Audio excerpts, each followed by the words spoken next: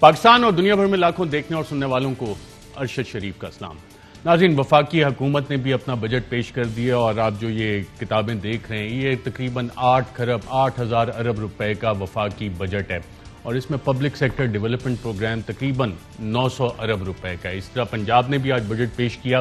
جس میں 560 ارب روپے کا ترقیاتی بجٹ ہے۔ اب 73 سال سے جب آپ پاکستان کی معیشت پہ ایک نظر ڈالتے ہیں تو آپ کو پتہ لگتا ہے کہ ہر سال اربوں روپے، سینکڑوں ارب روپے ترقیاتی کاموں کے لیے خرچ ہوتے ہیں، اور اگر پاکستان میں صرف آپ ضلع نکالیں، ڈسٹرکٹس نکالیں، تو تقریباً 132 ڈسٹرکٹس میں 1 ارب روپیہ بھی لگایا جائے، ایک ہسپتال بھی بنایا جائے تو یہ پیسے پھر بھی اس سے زیادہ بنتے ہیں۔ ترقیاتی کام کیے جائیں، اسکول بنائے جائیں اور وہاں پہ لوگوں کو ہیلتھ فیسلٹیز دی جائیں تو اس سے بھی یہ پیسہ زیادہ بنتا ہے۔ لیکن ہوتا کیا ہے؟ جو ہوتا آیا ہے پچھلے کئی سالوں سے، پچھلی 7 دہائیوں میں، کہ اس میں کرپشن ہوتی ہے، اور وہ کرپشن کا پیسہ جاتا کہاں ہے؟ ایوب خان کے دور میں صرف 22 خاندانوں کا ذکر آتا تھا اور آج تقریباً اگر براڈ شیٹ کمیشن کی رپورٹ دیکھیں تو جسٹس عظمت سعید شیخ صاحب نے اس رپورٹ کے صفحہ نمبر 50 پہ ایک ذکر کیا کہ سن 2000 میں جو کرپٹ لوگوں کی پاکستان میں لسٹ بنی، تو اس لسٹ میں آپ جب وہ نام دیکھتے ہیں تو آج بھی انہی ناموں میں سے کچھ آپ کو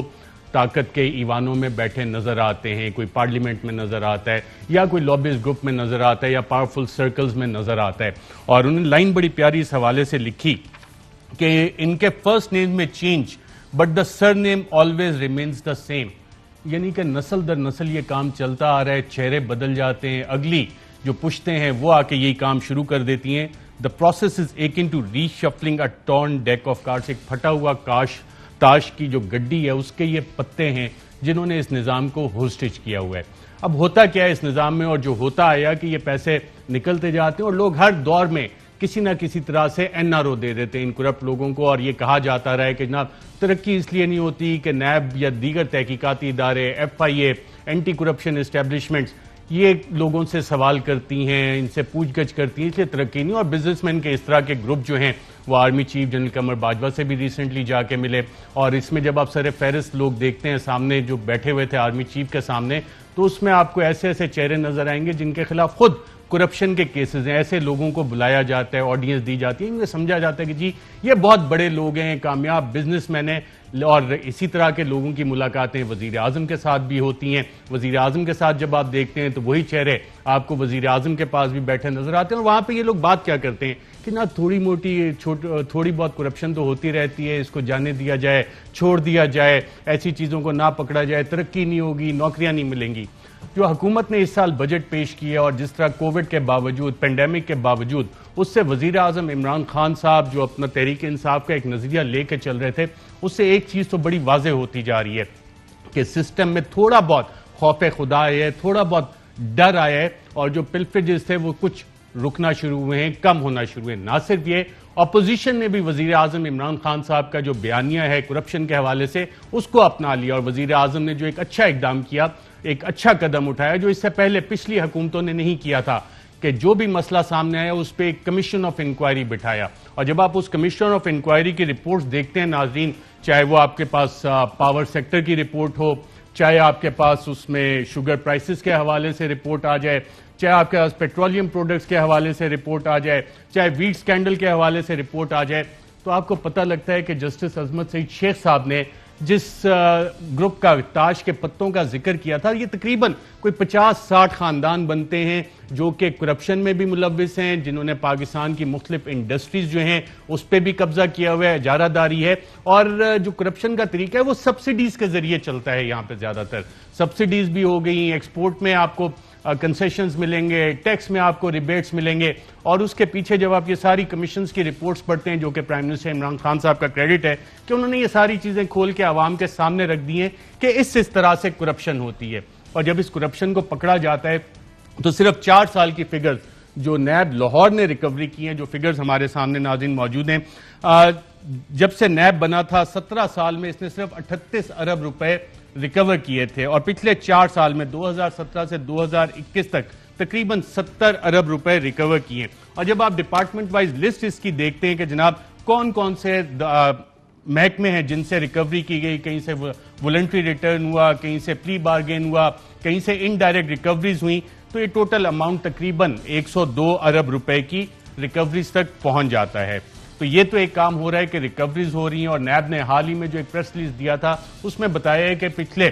3 سال میں ریکارڈ ریکوریز نیب نے کی, اور وزیر اعظم نے اس کا باقاعدہ طور پہ اقرار بھی کیا اور قوم کو یہ بتایا کہ نہ پچھلی حکومتوں میں کیونکہ لوگوں کو چھوڑ دیا جاتا تھا, این آر او دے دیے جاتے تھے, بیک ڈور ڈیلز ہو جاتی تھیں, تو اس وجہ سے یہ ریکوری کا پروسیس سلو تھا. اور آپ کو یاد ہوگا پاناما کیس میں تو باقاعدہ سپریم کورٹ آف پاکستان نے لکھا تھا کہ جناب اور آنریبل چیف جسٹس اس وقت کے چیف جسٹس آصف سعید کھوسہ صاحب اور ان کے ساتھ جو ممبران تھے بینچ کے, کہ پاکستان کے ہر ادارے میں یہ کرپشن سرایت کر چکی ہے, اور اس طرح سے یہ سارے جو سسٹم ہے, نظام ہے, اس میں سرایت کر گئی ہے. اور چیف جسٹس آصف سعید کھوسہ صاحب جو بینچ کو ہیڈ کرے تھے, بعد میں چیف جسٹس بنے, ان کی آپ متعدد ججمنٹس پڑھیں, دیگر چیف جسٹس کی آپ ججمنٹس پڑھیں, تو آپ کو ایک چیز بڑی واضح ہو جاتی ہے کہ پاکستان کا جو نظام ہے اس وقت, جس کو دیمک کی طرح, جونکن کی طرح یہ لوگ چاٹ گئے ہیں, جس کو باقاعدہ طور پہ ماس انہوں نے پاکستان کا جو باڈی پالیٹکس ہے, جس میں کہ ہزاروں ارب روپے کے ترقیاتی کام ہو چکے ہیں جو کہ کاغذوں پہ تو اویلیبل ہوتے ہیں, آن گراؤنڈ اویلیبل نہیں ہوتے, انہی لوگوں نے اس سے فائدہ اٹھایا. اور اس میں ہے کون کون شامل؟ اس میں وہی جو تاش کے جو عظمت سعید شیخ صاحب نے براڈ شیٹ کمیشن میں لکھا کہ تاش کے وہی پھٹے پرانے پتے, اور اس میں پولیٹیکل اسٹیبلشمنٹ, آپ کی بیوروکریسی, آپ کی جو مختلف اسٹیبلشمنٹ کے دیگر ادارے, کہیں نہ کہیں ہر ایک کا کسی کا فیملی کنیکشن ہے, کسی کے بچے کو نوکری دے دو, کسی کے بچے کی کمپنی میں انویسٹمنٹ کر دو, اور کسی کے بزنس کنسرنز جو ہیں آپ کے جوائنٹ ہیں, کہیں سے فیملی کا راستہ نکال کے چیزوں کو روک دیا جائے. تو اس طرح یہ سلسلہ چلتا جا رہا ہے. اور ابھی بھی حال ہی میں آپ کو معلوم ہوگا کہ شوگر کمیشن کے اوپر باقاعدہ فورنزک انکوائری ہوئی, سارا کچھ ہوا, اس کے باوجود کچھ پیمنٹس ریلیز کی گئیں, جبکہ معاملات یہ بھی تھے کہ اکاؤنٹس فریز ہیں. وہ کون کون سے معاملات ہیں جن کو اربوں کی پیمنٹس کی گئیں, جو انڈر انکوائری کیسز ہیں, جن لوگوں کے کیسز چل رہے ہیں, اور ان کو اس حکومت نے, پاکستان تحریک انصاف کی حکومت نے اربوں روپے کی پیمنٹ, کیونکہ ماضی کے حکومت کہتی ہے کہ جناب کچھ معاہدے ہوئے تھے. لیکن سوال یہ آتا ہے کہ کیا کوئی عام آدمی اگر کسی کرپشن میں ملوث پایا جائے, کسی چوری ڈکیتی میں, تو اس کے ساتھ بھی ایسا ہی سلوک ہوتا ہے, اس کو بھی اربوں روپے اس لیے دے دیے جاتے ہیں کہ نہیں, نہ حکومت کے ساتھ کیونکہ آپ نے معاہدے کیے ہوئے تھے, کیونکہ آپ نے ریگولیٹری کیپچر کیا ہوا تھا, کیونکہ آپ لابنگ کر کے پالیسی میکنگ اس طرح کرتے ہیں, ای سی کے فیصلے آپ اس طرح کرواتے ہیں, کیبنٹ میں آپ لوگوں کی نمائندگی, ایک دوسرے کے آپ انٹرسٹ بیٹھ کے باقاعدہ طور پہ ڈیفینڈ کرتے ہیں, تو آپ لوگوں کو چھوڑ دیا جائے, کیونکہ یہ سارے انٹر لنکڈ ہیں, انٹر کنیکٹڈ ہیں. اور اپوزیشن نے بھی حکومت کا یہ بیانیہ اپنا لیا ہے, اور حکومت نے اگر ان تمام کمیشن رپورٹس پہ کارروائی نہیں کی اگلے 2 سال میں, تو ان مقدمات میں آپ کو یہ واضح بتا دیتا ہوں کہ اگر 2023 الیکشن میں کوئی دوسری حکومت آئی, تو اسی حکومت پہ بشمول وزیر اعظم عمران خان صاحب پہ اگر یہ کیسز کنکلوڈ نہ ہوئے, اگر کوئی این آر او دیا گیا, تو یہ سارے مقدمات اسی حکومت پہ, اس حکومت کے وزراء کے اوپر قائم ہوں گے. اس پہ تھوڑی تفصیل سے ناظرین آگے جا کے بات کریں گے. اور بڑا سوال یہ ہے کہ کیا جہانگیر ترین کو این آر او دے دیا گیا؟ ایف آئی اے نے یہ کیوں کہا عدالت میں کہ جناب ابھی ہمیں گرفتاری کی ضرورت نہیں, اور اپوزیشن نے بھی اس پوائنٹ کو نوٹ کیا, کن الفاظ میں کیا وہ بھی آپ کو بتائیں گے کہ اس کیس میں کچھ چونکا دینے والی ایسی چیزیں ریکارڈ پہ موجود ہیں کہ کیا واقعی بیرسٹر علی ظفر صاحب جو کہ بہت اچھے وکیل ہیں, ان کو یہ کام کرنا چاہیے تھا, اپنے نام اس حوالے سے دینا چاہیے تھا, ان کا اس میں کیا کردار ہے؟ اہم ترین خبریں اب ایک کلک کی دوری پر. آپ کے پسندیدہ ٹاک شوز ہوں یا اہم ملکی یا غیر ملکی شخصیات کی نیوز کانفرنسز, ہر لمحہ باخبر رہنے کے لیے سبسکرائب کریں ہمارا یوٹیوب چینل. موسم کی صورتحال ہو یا کھیل کے میدان سے خبریں, اپنے موبائل فون سے ملکی اور بین الاقوامی اہم خبروں تک رسائی کے لیے ڈاؤن لوڈ کیجئے موبائل ایپ. باوثوق ذرائع سے مصدقہ خبروں, تجزیوں اور تبصروں سے مستفید ہونے کے لیے وزٹ کیجئے پاکستان کی سب سے بڑی نیوز ویب سائٹ www.arYnews.tv.